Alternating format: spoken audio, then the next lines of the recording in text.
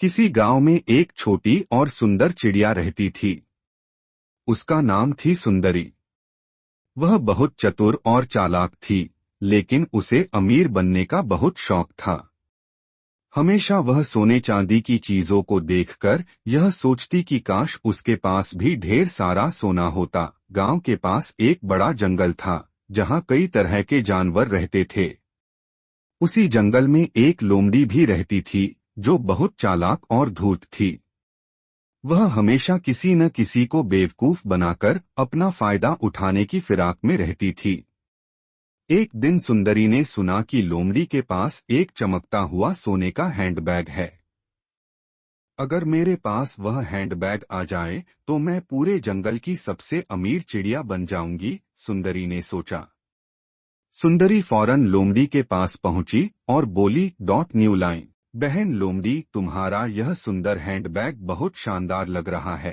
क्या यह असली सोने का है? लोमड़ी ने मुस्कुराकर कहा, हाँ, यह असली सोने का हैंडबैग है और बहुत कीमती भी। लेकिन अगर तुम चाहो तो मैं इसे तुम्हें दे सकती हूँ। सुंदरी चौंक गई, सच में? लेकिन तुम इसे क्यों दोगी? New line. लोमड़ी ने अपनी चालाकी दिखाते हुए कहा, अगर तुम मेरे लिए रोज एक स्वादिष्ट फल लाकर दोगी तो मैं यह हैंडबैग तुम्हें दे दूंगी। सुंदरी खुशी खुशी तैयार हो गई। अगले कई दिनों तक वह रोज एक मीठा फल लेकर लोमड़ी को देती रही। लोमड़ी मजे से फल खाती और हैंडबैग सुंदरी के सामने रखकर उसे ललचाती। आखिरकार कई दिनों की सेवा के बाद लोमड़ी ने वह हैंडबैग सुंदरी को दे दिया।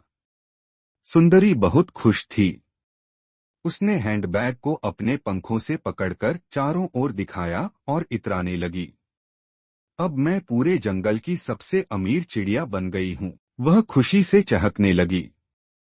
कुछ दिन बाद जब सुंदरी नदी के किनारे बैठी थी तो एक कौआ वहां आया। उसने सुंदरी को सोने के हैंडबैग के साथ देखा और हंसने लगा। अरे सुंदरी, तुम्हें किसी ने धोखा दे दिया है। यह सोने का नहीं बल्कि पीतल का हैंडबैग है। सुंदरी को विश्वास नहीं हुआ। उसने हैंडबैग को ध्यान से देखा और उसे अपने पंजों से खुरचने लगी। धीरे धीरे सोने की परत हट गई और अंदर से पीतल का रंग दिखने लगा। अरे, मैं तो बेवकूफ बन गई। सुंदरी रोने लगी। सुंदरी को समझ आ गया कि उसकी लालच ने ही उसे धोखा दिलवाया।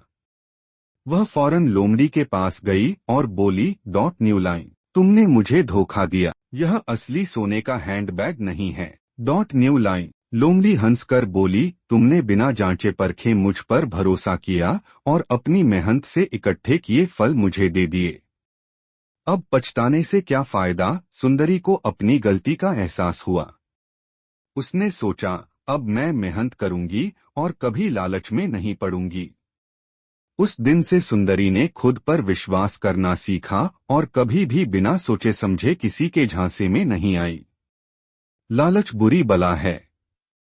बिना जांचे परखे किसी पर भरोसा नहीं करना चाहिए।